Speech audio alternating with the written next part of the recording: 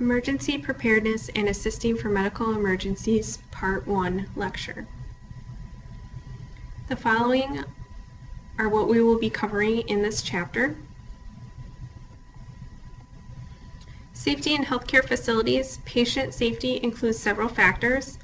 Open lines of communication among employees about safety issues. Policies and procedures to handle any injury. Standardized procedures in the office manual for employees to follow. Ongoing staff training and patient safety factors. And teamwork to maintain safe environment for patients. Employee safety. Use proper body mechanics in all situations, especially when lifting patients. Check floors and hallways for obstructions and tripping hazards. Try and keep hallways free of any extra debris or office supplies. Store supplies in cabinets rather than on top. Clean up spills immediately. Use a step stool to reach for things. Ensure handrails are available as needed. Do not overload electrical outlets. Perform safety checks of facilities routinely. Environmental safety, office security, management of smoke detectors and fire extinguishers, posting of designated fire exit routes, and securing chemicals and drugs in a locked storage area. Be prepared to use fire extinguishers. ABC fire extinguishers are the most common type of fire extinguisher. We then use the acronym PASS as far as our actions with the fire extinguisher. So P stands for pull the pin, A is aim at the base, the first S is squeeze the handle, and then the second S is sweep side to side at the base of the fire. Call 911 immediately and evacuate if danger exists to yourself or others.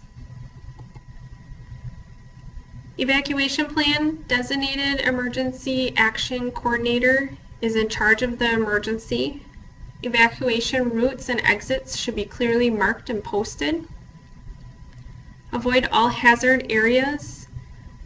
Help those with special needs. Designated person should be to check the building so that it's empty. And a designated meeting area outside should be located and designated. Disposal of hazardous waste. Be aware of the potentially dangerous situation.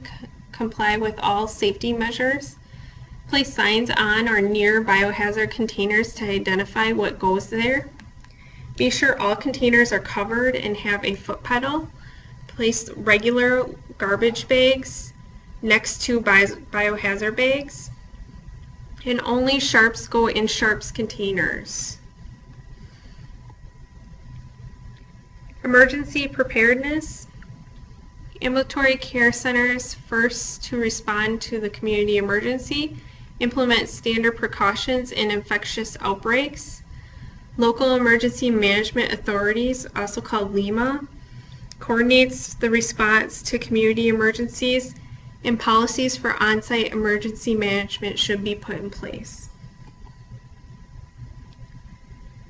Community resources. Emergency medical services, or EMS, should be activated if there's emergency as far as medical. Poison control center. If somebody has been poisoned or got into something potentially poisonous, this is who you would contact. Centers for Disease Control, or CDC regulations. They regulate routinely sanitizing hands, use of mask and eye protection, wear disposable gloves and gowns to avoid contamination, sanitize, disinfect, and sterilize all equipment and surfaces. It's also important to properly dispose of contaminated waste. Assisting in an emergency. The following are objectives that we will cover in this portion. Medical assistance role in emergencies. Provide first aid in a disaster site. Conduct patient interviews. Keep patient calm to gather health information. Help with mass vaccinations or antibiotic distribution. Document patient information and educate patients. Ensure compliance with standard precautions and perform phlebotomy and lab procedures as needed. Assisting with medical emergencies is important for medical assistants to know CPR, including the use of a defibrillator. Perform procedures only if trained. Notify the physician or call 911 to activate the EMS response. Emergency supplies, proper equipment such as a crash cart. Emergency pharmaceutical supplies usually are located in the crash cart, and emergency medical supplies also located in the crash cart. Automated external defibrillators perform when a patient has ventricular fibrillation, sends an electrical current through the myocardium and allows the heart to resume at a normal rhythm, has computerized system that analyzes the cardiac rhythm and delivers a voice-prompted instructions on how to operate the device. You should attach the self-adhesive pads according to how it's pictured on the defibrillator and monitor the cardiac rhythm. Precautions for automated external defibrillators: no contact with metal during the defibrillation, remove all clothing, apply pads directly to the skin. Sometimes we will need to shave some patients. Prevent burns by ensuring patient is lying on a flat, dry surface.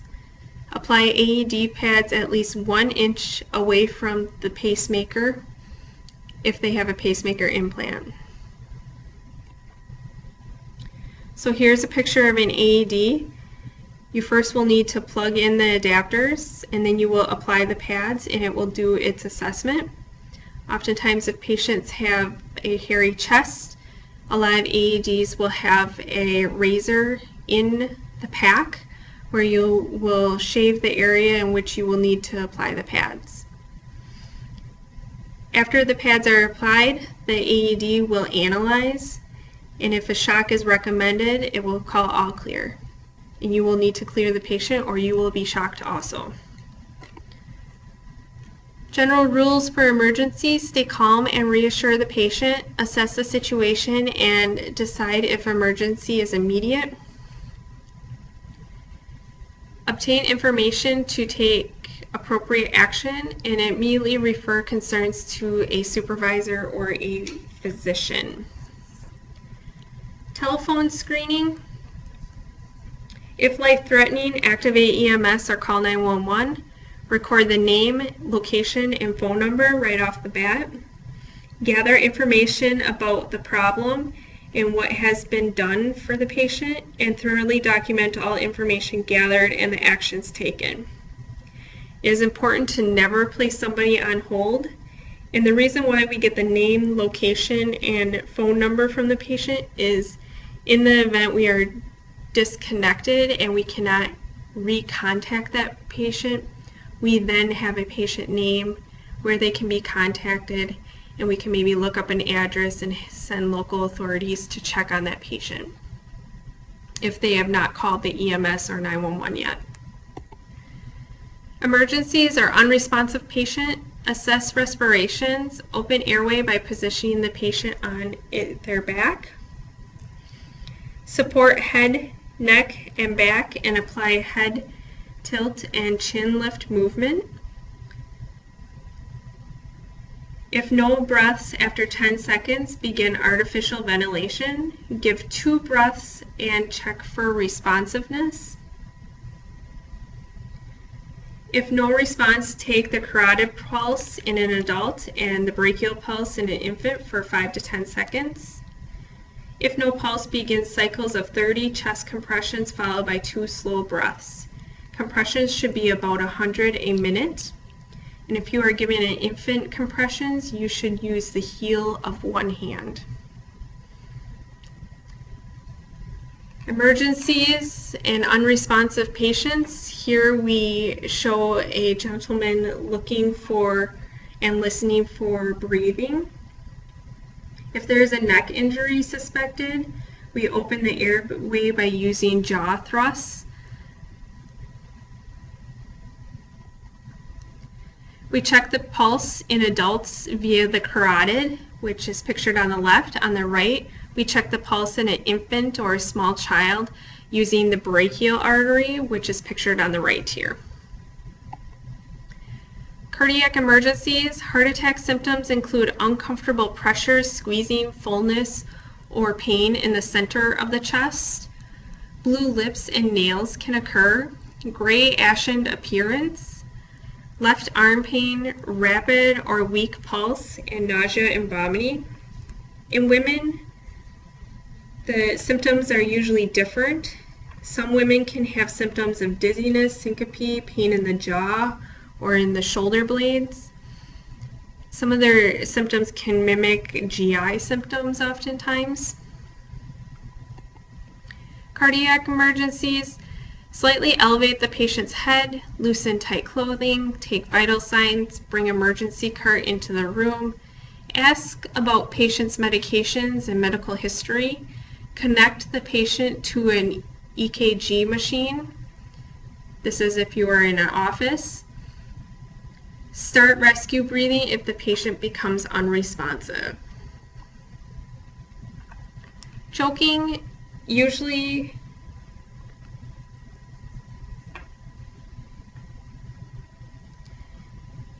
caused by a foreign object. If a patient can breathe, speak, or cough, do not interfere. If patient is unable to speak, breathe, or cough, use abdominal thrusts to clear. For infants, place face down and use your forearm across your thigh, supporting the head, pointing downward. Deliver 5 back blows. Turn the infant face up using 2 fingers. Deliver 5 thrusts to the chest at the nipple line and remove visible choking object, but never do a finger sweep. We do not do finger sweeps anymore. In a multiple emergency situation, you would always attend to somebody that has an occluded airway first, and then you would treat somebody that has hemorrhage. The reason being is air is very important. Hemorrhage, we can always replace blood.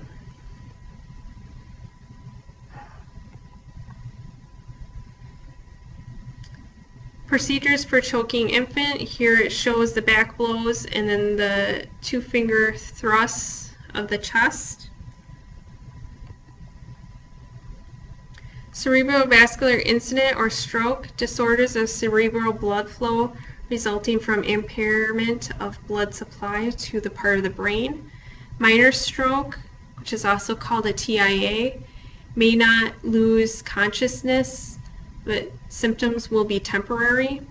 This often comes with headache, confusion, vertigo, ringing in the ears, temporal paralysis, or weakness on one side of the body, slurred speech, and vision problems. A major stroke usually results in unconsciousness, paralysis of one side of the body, trouble breathing, swallowing, loss of bladder control and bowel movements, unequal pupils, and slurred speech.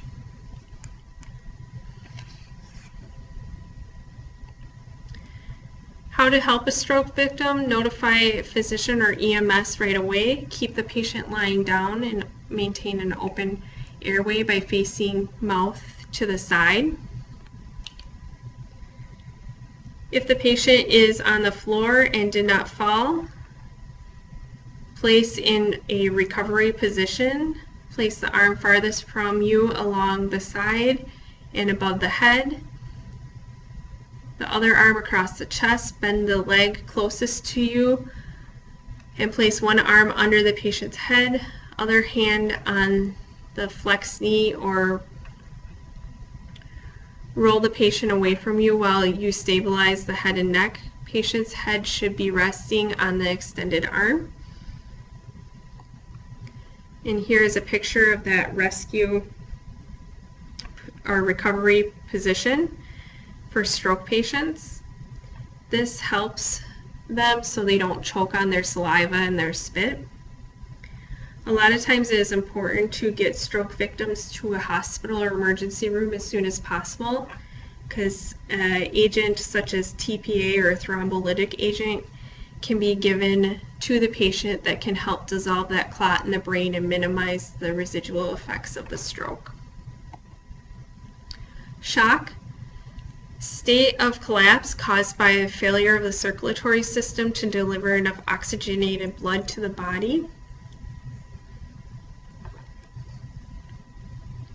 Pale, gray, or cyanotic appearance is most common. Sometimes a moist, cool skin, dilated pupils, weak, rapid pulse, marked hypotension, shallow, rapid breaths, lethargy, restlessness, nausea, vomiting, and extreme thirst can often happen. Place the patient supine with legs elevated, loosen tight clothes, cover with a blanket, and keep the airway open. Oftentimes we give patients epinephrine in this case to cause vasoconstriction, which will increase the blood pressure and help patients feel better. Types and causes of shocks. You will want to be familiar with the types and causes.